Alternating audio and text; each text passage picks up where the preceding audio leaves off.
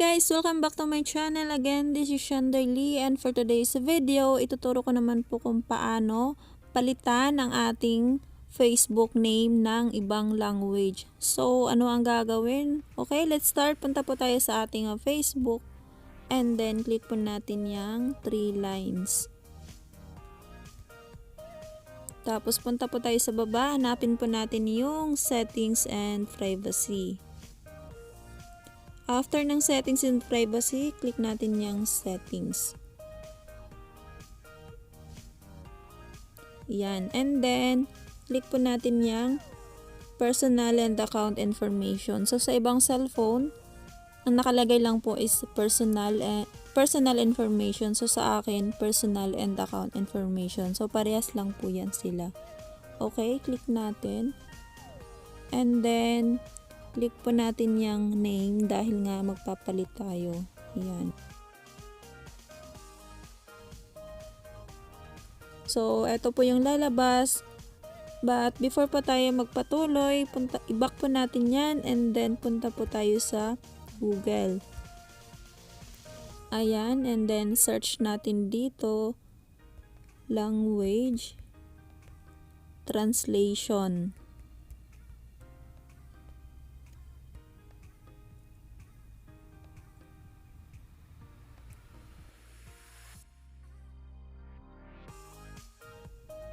Yan.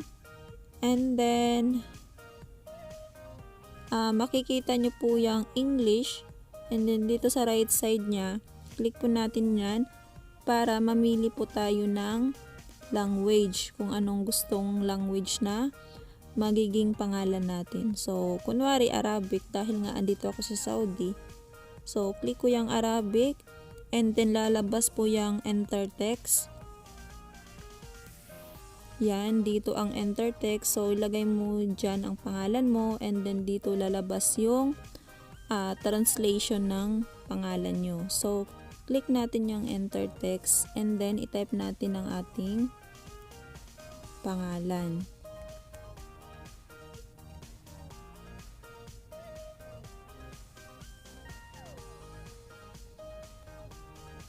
So, ayan na po yung Arabic ng aking pangalan.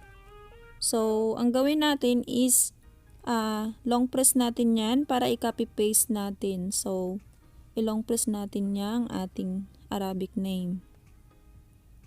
What I mean is i-copy paste natin.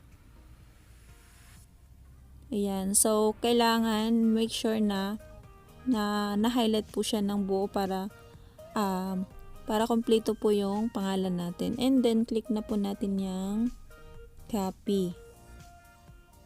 So, ayun, iwan na po natin and balikan po natin si Facebook. So, click natin yung first name and then remove natin yung flow. Tapos,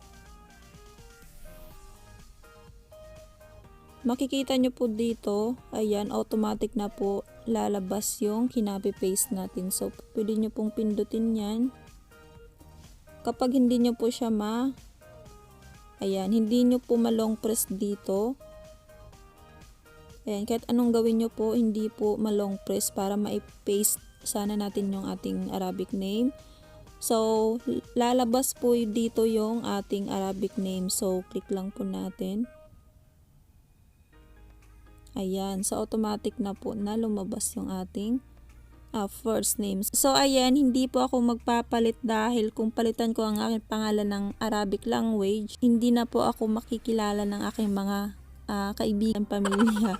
So, bali, guide ko lang po ito sa inyo kung paano magpalit ng pangalan ng ibang language sa ating Facebook name.